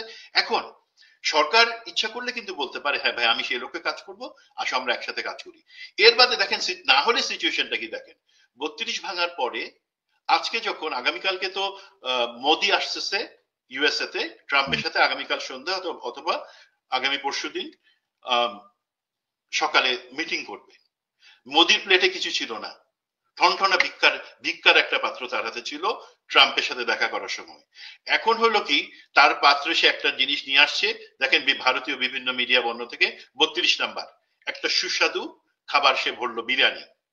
দেন এখন আনন্দবাজার পত্রিকা তারা মিলে কি করলো, এই যে বইমেলাতে যে জিনিসটা হইলো তসলিমা নাসরিনের নিষিদ্ধ তসলিমা নাসরিনের নিষিদ্ধ বই বিক্রি হচ্ছে, সেই স্টলের যে প্রকাশক ছিল সে কিন্তু আমাদের পাঠক বা যারা সেই স্টলের সামনে ছিল, যারা প্রতিবাদ জানাচ্ছিল স্বাভাবিকভাবে গণতান্ত্রিক উপায়ে যে তোমরা কেন এটা বিক্রি করছো, তাদের উপর মারমুখী হয়ে আসলো, সেখানে ঘৃণিত জয় বাংলা স্লোগানটা দিল, দিয়ে একটা সিচুয়েশন তৈরি করলো। কিন্তু সাথে সাথে ইন্ডিয়ান মিডিয়া, এইটা আমার মনে হয় যে বিডিআর পিলখানাতে যেমন ঘটনার সাথে সাথে মুন্নি সাহা, এটিএন বাংলা, প্রথম আলো, তারা সাথে সাথে সব কিছু জেনে গেল কিভাবে জানি এবং নিউজ দেওয়া শুরু করলো, সে একইভাবে ভারতের বিভিন্ন মিডিয়া তারা এই ঘটনাকে এমন ফলো ভাবে করলো কি, এটা কিন্তু একটা প্ল্যান জিনিস ভারত থেকে, হয় থেকে আমি জানি না, বাট এটা একটা পরিকল্পিত ভাবে তারা করলো। কারণ তারা জানে যে 32-এর পর এই ঘটনা মিলে আমরা বলতে পারবো যে বাংলাদেশে এখন অরাজক একটা পরিস্থিতি চলতেছে, বাংলাদেশের সাইজ করো, বাংলাদেশের কোনো কিছু ঠিক নাই। তো মোদির প্লেটে এখন দুইটা জিনিস যোগ হইলো, সে সেগুলা নিয়ে ট্রাম্পের সাথে দেখা করতে যাবে। এখন আমি চাই না যে এই ধরনের কোনো পরিবেশ তৈরি হোক যেটাতে আমরা সুযোগ তুলে দেই আমাদের প্রতিপক্ষ প্রতিপক্ষ বলা ঠিক উচিত না, আমাদের অমঙ্গল কামনা করে যে ভারত, আমাদের ধ্বংস চায় যে শেখ হাসিনা এবং আওয়ামী লীগ, তাদের হাতে আমরা তেমন কিছু তুলে দেওয়ার মতন কিছু টুলস বা উপায় মিনস আমরা ব্যবহার করব, সেটা আমি চাই না। এর সাথে কনক ভাই যেটা হচ্ছে আমাদেরকে খেয়াল রাখতে হবে আমাদের অর্থনৈতিক দিক থেকে যাতে কোনো ইম্প্যাক্ট বা বিরূপ প্রতিক্রিয়া না হয়, সেইভাবেই ইউরোপে আমাদের বাজার 62% ট্রেড হয় ইউরোপের সাথে, বাকিটুকু যুক্তরাষ্ট্র এবং অন্যান্য দেশের সাথে। তারা কিন্তু সবসময় চায় যে একটা নিরবচ্ছিন্ন শান্তিপূর্ণ পরিবেশ যেখানে তারা তাদের যে প্রোডাক্টগুলো আমাদের থেকে করায় নিতে পারবে। আপনি জানেন কিনা, আমি খোঁজ নিচ্ছিলাম কিছু গার্মেন্টস মালিকের সাথে, তারা যে জিনিসটা আমাকে বলছিলেন সেটা একটু চিন্তার বিষয়, যে গত কিছুদিন থেকে তারা যে অর্ডার গুলো ছিল তার 20% কিন্তু আবার ভিয়েতনামে শেয়ার করে দিচ্ছেন। মানেটা কি, তারা ভিয়েতনামে ব্যাকআপ প্রোডাকশনের জায়গা রাখছেন, যে কোনো কারণে যদি বাংলাদেশ থেকে তাদেরকে অর্ডার গুলো সরাই নিতে হয়, $55 বিলিয়ন একটা মার্কেট আমাদের জন্য, সেটা সরাই দিতে হয়, ভিয়েতনামে ব্যাকআপ থাকুক। আমরা তো সেটা চাই না। এখন মোদির সাথে ট্রাম্পের ব্যাপারে অনেকের অনেক উদ্বেগ আছে, বাট আমার কিন্তু এমন কিছু নাই। যুক্তরাষ্ট্র বাংলাদেশে তার স্বার্থ দেখে অন্যভাবে, এবং এই ট্রাম্প প্রশাসন এসে সরাসরি বলছে পৃথিবীর বিভিন্ন জায়গায় বিভিন্ন দেশ আছে, আমরা তাদের সাথে 1-to-1 C-to-C country to country relation রাখবো, মাঝখানে আমাদের কোনো মরলের দরকার নাই। সুতরাং যুক্তরাষ্ট্র থেকে আমি কোনো চিন্তার কিছু দেখি না, বাট ওভারঅল আমরা চাই না যে আমরা যে চারটা খুব ভালো লক্ষ্য অর্জন করা, যেখানে আমরা একটা সংস্থার সাধন করে বিপ্লবকে পরিণতি দিতে পারবো, সেই জায়গার যে মিনসটা সেটা প্রশ্নবিদ্ধ হোক, বা সেটা আমাদের অর্থনীতির জন্য আন্তর্জাতিকভাবে আমাদেরকে কোনো না কোনো ভাবে চাপের মধ্যে রাখুক, সেটা আমি কখনোই চাইবো না এবং চাই না।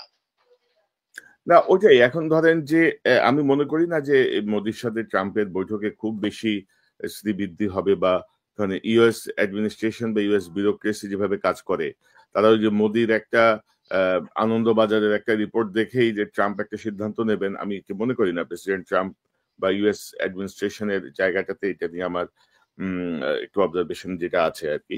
তো সেই জায়গাটায় আমি যদি বলি যে মানে এখনো দেখেন অনেক রকমের বিষয় চলছে, আমরা একটি বিষয় নিয়ে আর একটু পরবর্তী একটা অনুষ্ঠানে বিস্তারিত আলোচনা করবো, বাট আমি জাস্ট একটু একটু টাচ করতে চাই।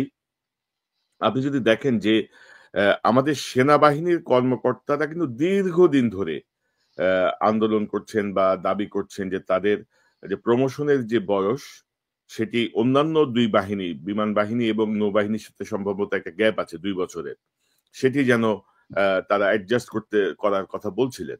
তো এখন ধরেন হঠাৎ করে দেখলাম কদিন আগে যে এই জাতীয় একটা আহ, উদ্যোগ ইনিশিয়েট করা হয়েছে, এই যদি একটা ইনিশিয়েটিভ নেওয়া হয়েছে স্বরাষ্ট্র মন্ত্রণালয় সম্ভবত বিষয়টি আছে, যেখানে বলা হচ্ছে যে আওয়ামী লীগের হাসিনার দ্বারা নিয়োগকৃত এবং তার আহ, দ্বারা বেনিফিটেড বহু সেনা কর্মকর্তা এখনো বিভিন্ন জায়গায় বসে আছেন। তো এই মুহূর্তে 2 বছর যদি তাদের বয়স বাড়ে, তার মানে কি? তার মানে তো এটা একটা অন্য পরিকল্পনার অংশ কিন্তু, যেটা আমরা স্বাভাবিকভাবে মনে করি। তো এত কিছু হচ্ছে, তো নির্বাচিত সরকার আসলে সিদ্ধান্ত নিক। এখন আপনাদের সিদ্ধান্ত নিতে হবে কেন? আপনারা এখনো অনেক কার্যকর সিদ্ধান্তই তো আপনারা নিতে পারছেন না। তো এখন এখন এত প্রমোশন নিয়ে আপনাদের মাথা ব্যথা কেন? নির্বাচিত সরকার বলছেন, আপনি কি মনে করেন? এটা নিয়ে আমরা পরবর্তীতে বিস্তারিত আলোচনা করব। জাস্ট আপনার কাছে একটা মন্তব্য নিতে হঠাৎ মনে হলো এই জন্য। এই জায়গাটাতে আসলে আমার ধারণাটা খুব আপডেটেড না, আমি আপনাকে আপডেটেড কিছু আসলে বলতে পারবো না, বাট আমার যে চিন্তাটা সেটা আমি বলতে পারি যে এটা অত্যন্ত একটা মানে সময়োপযোগী আলোচনা যে হ্যাঁ, কেন এই বৈষম্য বা পার্থক্যটুকু থাকবে সেটা মেটানো উচিত। বাট আলোচনাটা কিন্তু শুরু হয়েছিল প্রায় 5 মাস আগে, এবং সেই না, অনুযায়ী কিছু এটা কিন্তু হাসিনার সময়ও কিন্তু এরকম দাবি ছিল, কিন্তু না কিছু সময় অফিসাররা নোটশিটও তৈরি করা হয়েছিল। এখন আমার মনে হয় যে এইটার কারণে যে হাসিনাপন্থী অফিসার, মানে অ্যাকচুয়ালি সবাইকে তো এখন কাউকে না কাউকে তো র্যাঙ্ক দিয়ে আনতে হবে, কাউকে না কাউকে major general, brigadier general, colonel হইতে হবে, তারা হয়েছে। এখন আমরা যারা প্রশ্ন রাখি বা আমাদের কাছে যে প্রশ্নটা আসে যে তাদের সেই প্রমোশন বা নিয়োগ প্রক্রিয়া কি যোগ্যতার ভিত্তিতে হয়েছে নাকি দলীয় আনুগত্যের ভিত্তিতে হয়েছে, যেখানে তাদেরকে সেটা একটা বড় প্রশ্নের জায়গা রয়ে গেছে কিন্তু, বড় প্রশ্নের জায়গা রয়ে গেছে কিন্তু এখন আমার একটা আশা আছে কি নিশ্চয়ই কোনো না কোনো ভাবে সেই জিনিসটাকে তারা অ্যাড্রেস করতে পারবে। এই ব্যাপারে তাদের আমরা যে আলোচনা করলাম, এমন যে আলোচনা মনে অন্য অনেক জায়গায় চলছে। দেখেন, ধরেন কিছু চিহ্নিত লোক যাদেরকে পররাষ্ট্র মন্ত্রণালয় বা অন্যান্য জায়গায় যাদের চাকুরিকে নষ্ট করা হয়েছে, তারা আরো 5 বছর পরে থাক পররাষ্ট্র মন্ত্রণালয় ওখানে বসে চেয়ারে বসে থাক, আমার কোনো যায় আসে না। কিন্তু যারা কমান্ডে আছে, যারা ডিসিশন মেকিং এ আছে কার্যকরী, আমি আশা করব আমাদের যে কোনো বাহিনী তারা অবশ্যই এই শুদ্ধি কাজটা চালাবেন, যে অবশ্যই আমরা এই প্রমোশন বা চাকরির বয়সের জায়গাটাকে ঠিক রাখবো। একই সাথে আমরা নিশ্চিত করব যে প্রশ্নবিদ্ধ কেউ যাতে সেই জায়গায় বসে আর্মির কমান্ড না নিয়ে থাকতে পারে, সেটাকে নিশ্চিত করাটা আমার হিসেবে জরুরি। এবং ফ্যাসিবাদ আমলের পরবর্তী আমরা একটা নির্বাচনের জন্য অপেক্ষা করি, যথাসময়ে নির্বাচনটা হোক, নির্বাচনের পরে এসে সিদ্ধান্ত নিক। মানে এখনই আপনাদের এটা লাগবে না। যেমন ধরেন আমি দেখলাম যে অবসরে যাওয়া সচিব, মানে জনপ্রশাসনের মানে সচিবালয়ের সচিবরা বা এই লেভেলের কর্মকর্তারা ভূতাপেক্ষা পদোন্নতি নিয়েছেন সচিব হিসেবে।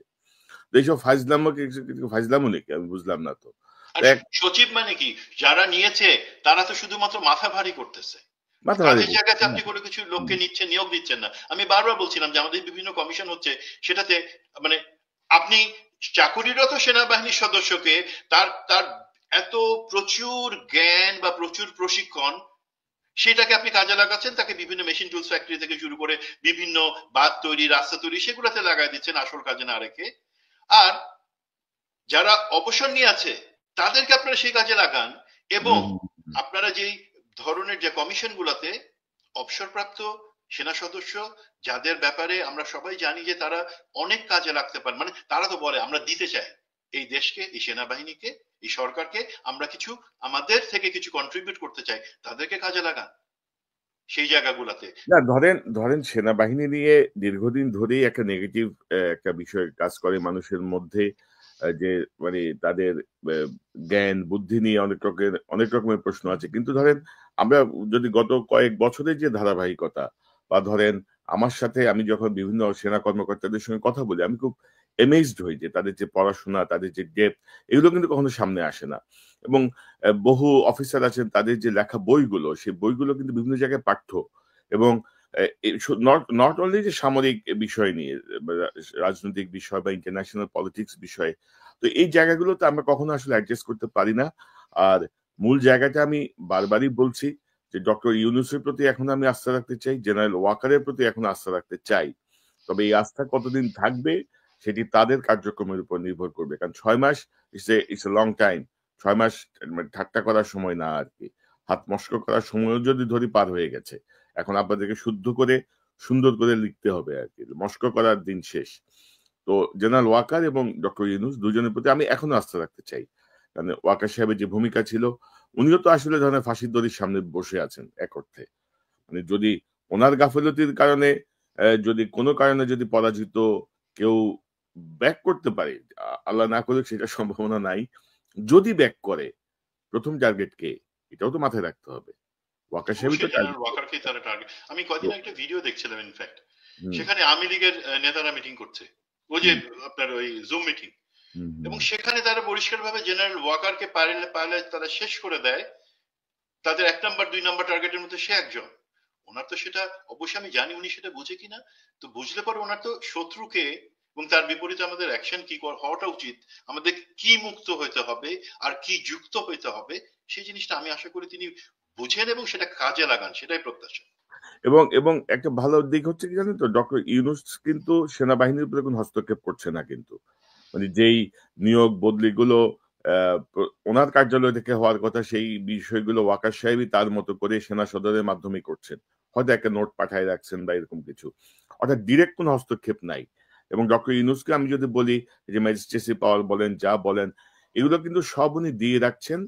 ওনার কাছ থেকে কিন্তু দায় সরে যাচ্ছে, কিন্তু উনি কিন্তু দিয়ে দিচ্ছেন, কিন্তু উনি, কেউ বলতে পারবে না যে ইউনূস সাহেবের জন্য এটা করতে পারি নাই, বা উনি বাধা দিয়েছেন, বা উনি করতে দেন নাই।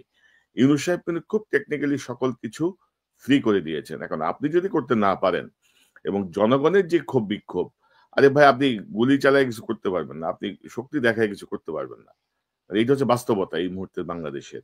এবং বিপ্লবের কিন্তু একটা সেকেন্ড ওয়েভ আসছে, থার্ড ওয়েভ যে আসবে না তার কোনো নিশ্চয়তা কিন্তু নাই। বাংলাদেশের জনগণ সব বোঝে ভাই, ওই 2000 সালের 90 দশকের রাজনীতি তো এখন নাই। তো এগুলো আপনি শাক দিয়ে মাছও ঢাকতে পারবেন না, আর মাছ ঢাকার মতো শাকও আপনাদের হাতে কারো হাতেই নাই। তো মেজর সুমন, আপনার শেষ মন্তব্যটা শুনতে চাই। যে আমি আবারও বলবো, আপনি যেটা বললেন যে ওয়েভ, এটা কিন্তু ওয়েভ চলছে এবং সেটা সরকারের, আমাদের রাজনৈতিক দলগুলো সবারই বোঝা উচিত যে থেমে থাকবে না। যারা আমরা পরিবর্তন চাই, যারা পরিবর্তনটা আমরা দেখতে চাই, তারা সেই ওয়েভটা আমরা কন্টিনিউ করব। এখন সরকারের দায়িত্ব হচ্ছে সেই নিশ্চিত করা। সরকার তো অ্যাকশন, বা আমরা তো জনগণ বুঝি অ্যাকশন, এটা করে ফেলবো। বা সরকার যদি দায়িত্বশীল একটা সরকার হয়, তার কিন্তু অ্যাকশন এবং কনসিকুয়েন্স, এই দুইটা জিনিসই চিন্তা করতে হয়। আপনারা যদি কনসিকুয়েন্সটা না ঠিক আছে, আমাদের সরকার বা দেশকে দুর্বল হতে দেওয়া যাবে না, অর্থনীতিকে দুর্বল হতে দেওয়া যাবে না, আরে ভাই আপনি আমার কাছে বলতেছেন কেন? আপনি তো সেই জিনিসগুলা, সঠিক কাজগুলো করতে পারেন। কিছু দ্বিধা সরাই রেখে সেগুলো আপনারা করেন, তাহলে আমি যেটা বললাম যে লাইকলি আমরা আগামী কয়েক মাসে এই 4টা পরিবর্তন দেখতে পাবো। আওয়ামী লীগ নিষিদ্ধ হওয়া, দেন প্রেসিডেন্ট চুপ্পুর চলে যাওয়া, উপদেষ্টা পরিষদ পুনর্গঠন, এবং রাষ্ট্রের গুরুত্বপূর্ণ জায়গা, যেটা আমি বিশ্বাস করি এবং সমর্থন করি। বাট এখন আমাদের জনগণকে আমি একটা অনুরোধ করব আমার শেষ বক্তব্য হিসেবে, যে মিনস যেটা, সেটাতে আমরা কখনো যাতে ভায়োলেন্সের দিকে না যাই। সেটা প্রকারান্তরে আমাদের শত্রুদের হাতেই কিছু অস্ত্র তুলে দেওয়া হবে। এই ম্যাকিয়াভেলি বলে গেছেন কয়েকশো বছর আগে, এন্ড জাস্টিফাই দ্য মিনস। আসলে উনি বলেন নাই, ওনার কথাবার্তার মধ্যে দিয়ে, যেটা আওয়ামী লীগ সবসময়, আমি আওয়ামী লীগের লোকদের প্রশ্ন করতাম। সুমন ভাই, আমি জাস্ট একটা বিষয় অ্যাড করি আপনার সাথে। জি জি। জাস্ট আপনি সিচুয়েশনটা জাস্ট একটু ইমাজিন করেন, 16 বছর ধরে বিএনপি ক্ষমতায়, আওয়ামী লীগ বিএনপির জায়গায়, এরকম একটা গণ অভ্যুত্থানের মাধ্যমে বিএনপির পতন ঘটলো, তখন আওয়ামী লীগ কি করতো? এবং মানে সেটা তো আমরা চিন্তা করতে পারলে আমাদের গায়ে রক্ত পানি হয়ে যাবে, সেটা তাহলে চিন্তা করলে। সেই তুলনায় কিছুই হয় নাই বলা চলে। সেই তুলনায় কিছু হয়নি, এবং আমি জানি, আমি বলতে চাই সরকারকে, আমরা কিন্তু যে ভাষাটা ব্যবহার করা হয়েছে 32-এ, আশা করি আপনারা জনগণকে সেই ভাষা ব্যবহার করতে দিবেন না, তার আগেই নিজেরাই ব্যবস্থা নিবেন। এখন জনগণেরও একটা জিনিস বোঝা উচিত যে এই যে এন্ড জাস্টিফাই দ্য মিনস, এটা কখন হয় না। আওয়ামী লীগ তো বলতো যে, আমি বলতাম তোমরা এত গুম খুন এত কিছু করে যাচ্ছ, তোমাদের কি মনে হয় ভয় নাই কোনো কিছু? তারা বলে no end justify the means, আমরা যেভাবেই করতেছি না কেন দিন শেষে তো আমরা পাওয়ারে থাকতেছি। বাট আসলে কি তারা পাওয়ারে থাকলো? তারা তো নর্দমার মধ্যে পড়ে গেল, বা জনগণের মন থেকে নর্দমায় পড়ে গেল। এখন এন্ড জাস্টিফাই দ্য মিনস এটা অচল আজকের দুনিয়ায়। আজকে সেটা আর এই মিনস যে আমরা একটা ধ্বংসাত্মক কিছুর মধ্যে দিয়ে করব, আমি চাই না যে আমাদেরকে লোকে বহির্বিশ্বে বা দেশের লোকই সেই হিসেবে দেখুক। এই ম্যাকিয়াভেলিজম থেকে আমাদেরকে এটা আওয়ামী লীগের অস্ত্র। আমরা মনে করব প্রতিটা কাজের একটা করে কনসিকুয়েন্স আছে, তার একটা করে আমি একটা অ্যাকশন করব, তার বিপরীতে আরেকটা যে কোনো কিছু, সেটার একটা পরিণতি আছে। সেই পরিণতির ব্যাপারটা আমাদেরকে ভালোভাবে চিন্তা করে করতে হবে। আর আপনাদের বর্তমান সরকারের বা রাজনৈতিক দলগুলো যেই জায়গায় সব থেকে দ্বিধা, আওয়ামী লীগকে নিষিদ্ধ করা নিয়ে, প্লিজ এই জায়গাটা আপনারা দ্বিধার মধ্যে থাকেন না। আপনারা আওয়ামী লীগকে নিষিদ্ধ করেন, দেখেন 90% কাজ খুব সুন্দরভাবে হয়ে যাবে। আমাদেরকে ভাঙচুর বা কোনো দিকে যেতে হবে না, আমাদেরকে আন্দোলন বা কোনো কিছু করতে হবে না। আমরা সুন্দরভাবে সন্ত্রাসীগুলোকে বের করতে পারবো, এবং বহির্বিশ্বে আমরা বলতে পারবো আমরা একটা নিষিদ্ধ সংগঠন, সন্ত্রাসী সংগঠনের বিরুদ্ধে যে ব্যবস্থা একটা সরকার হিসেবে নিচ্ছি, সেটা আমাদেরকে করতে দাও। এর মধ্যে তোমরা কোনো কিছু বাগড়া দিতে আসো না, এটা আমাদের অধিকার। আর সুমন ভাই ধরেন, আমি কদিন আগে তো ওই যে ডক্টর ইউনূসের প্রেস সচিবের সঙ্গে আমার একটা ইন্টারভিউ গেছে, আমি ওনাকে বলছিলাম যে আপনি আওয়ামী লীগকে নিষিদ্ধ করছেন না, আবার আপনি তাদেরকে সভা সমাবেশে করতে দিবেন না, এটা ডাবল স্ট্যান্ডার্ড। এবং ইন্টারন্যাশনালি মানবাধিকার সংগঠন বলেন, স্টেট ডিপার্টমেন্ট বলেন, এরা কখনোই এটা অ্যালাউ করবে না যে তুমি একটা দল নিষিদ্ধ না তাকে তুমি কেন সমাবেশ করতে দিবে না। সো আপনাদের ডাবল স্ট্যান্ডার্ড থেকে বের হয়ে আসেন। অর্থাৎ আন্তর্জাতিক মানে হিউম্যান রাইটস ওয়াচ সে পর্যন্ত বলছে হাসিনা এবং আওয়ামী লীগ গুম খুন তার সাথে জড়িত। এর থেকে বেশি আপনার আর কি ধরনের একটা মোরাল সাপোর্ট লাগে আওয়ামী লীগের মতো এমন খুনি সন্ত্রাসীদের দলকে নিষিদ্ধ করার জন্য? এবং আর দুদিনের পরে তো বোধহয় জাতিসংঘের রিপোর্টটা আসবে 13 তারিখে খুব সম্ভবত, সেখানে আমরা হয়তো আরো স্পষ্ট হতে পারবো। মেজর সুমন, আপনাকে অসংখ্য ধন্যবাদ সময়ের জন্য। ধন্যবাদ। আসসালামু আলাইকুম। ওয়ালাইকুম আসসালাম। দর্শক, এতক্ষণ যে অনুষ্ঠান শুনলেন, নিশ্চয়ই আপনি আলোচনার মর্মার্থ উপলব্ধি করতে সক্ষম হবেন। মৌখিক আদেশে অপারেশন ডেভিল হান্ট বা বড় বড় রাজনৈতিক সরকারের মতো গালগপ্প আমরা শুনতে চাই না। আমরা সুনির্দিষ্ট অপারেশন কার্যকর একটি নির্দেশনা দেখতে চাই। ধরেন গোপনীয়, অর্থাৎ খুব গোপনীয়তার সাথেও কিন্তু কোনো ধরনের অপারেশন অর্ডার বা কোনো ধরনের সুনির্দিষ্ট নির্দেশনা কিন্তু দেওয়া হয়নি, মুখে মুখে বলা হচ্ছে। এবং পত্রিকাগুলো যা লেখা হচ্ছে সব ওই স্বরাষ্ট্র উপদেষ্টা এবং স্বরাষ্ট্র সচিবের বিভিন্ন বক্তব্যকে তারা হাইলাইট করে বলার চেষ্টা করছে যে এই এই এই হবে। কিন্তু মাঠে যারা অপারেশনে আছেন তারা অনেকেই বিভ্রান্ত, তারা অনেকেই সুনির্দিষ্ট আদেশ চান। এবং আমার মনে হয় যে এখনো সময় আছে, তারা একটু দ্রুত একটি নির্দেশনা, যে ডেভিল কারা, কাদেরকে ধরতে হবে, কি আইনগত পদক্ষেপ নিতে হবে, কি কি ব্যাকআপ লাগবে, এই ডেভিল হান্ট করতে হইলে কি কি প্রস্তুতি নিয়ে যেতে হবে, টোটাল বিষয়ের একটি গাইডলাইন। অতীতে যেমন বিভিন্ন যৌথ অপারেশনে, যৌথ বাহিনীর অপারেশনগুলোতে যেভাবে একটি সুনির্দিষ্ট অপারেশনাল প্ল্যানের মাধ্যমে করা হয়েছে, সেটি তারা অতি দ্রুত করেন নাই, এটা নিশ্চিত। দ্রুত তারা সেটি আদেশটি জারি করে সব জায়গায় পৌঁছে দেবেন, যেন আমরা চাই না যে ডেভিড হান্ট আবার অনির্দিষ্টকালের জন্য চলবে, সেটাও আবার ক্ষতিকর দিক অনেক বেশি। তাকে নির্দিষ্ট সময় দিয়ে আমার মনে হয় যে খুব টাইট একটি অপারেশন করা উচিত। পাশাপাশি আবারও বলি, উপদেষ্টা পরিষদের ডেভিলদেরকে সরান ডক্টর ইউনূস, জেনারেল ওয়াকার, আপনি দয়া করে এই আন্দোলনের বা থার্ড কোনো ওয়েভ যেন না আসে, সেই জায়গাটায় ডক্টর ইউনূস এবং জেনারেল ওয়াকার আপনারা যৌথভাবে মানুষের, জনগণের পালস বুঝে আপনারা সিদ্ধান্ত নিন। আপনারা ইতিমধ্যে নিশ্চয়ই বুঝতে পেরেছেন যে জনগণ এখন অনেক বেশি সচেতন, জনগণ অনেক বেশি বোঝে। আপনাদের পোশাকি বক্তব্য বা মিষ্টি মিষ্টি কথায় জনগণের মনের চেরা ভিজবে না। সো আশা করি আপনারা সেইভাবে পদক্ষেপ নেবেন, যেন তৃতীয় কোনো দর্শক আলোচনা শুনেছেন, শুনে বুঝতে পেরেছেন কেন আসলে ডেভিল হান্ট মৌখিকভাবে শুরু করা হয়েছে, কেন আসলে এটার কোনো লিখিত কিছু নাই। এখানে কোনো কিছু নাই যে একটা অপরাধীকে ধরার পর, একটা ডেভিলকে ধরার পর তাকে কি করা হবে, তাকে কোথায় নিয়ে যাওয়া হবে, এর কোনো নির্দিষ্ট কোনো সীমারেখা নাই। আর এটার জন্যই অনেক তারা যে কথাগুলো বলেছে সেই কথাগুলো কিন্তু বোঝা যাচ্ছে এখানে কোনো ফাঁক ফোকর থাকতে পারে। যাই হোক প্রিয় দর্শক, তাদের বিশ্লেষণ এবং তাদের আলোচনা শুনেছেন। আলোচনা শুনে আপনার ব্যক্তিগত মতামত কমেন্ট বক্সে কমেন্ট করবেন।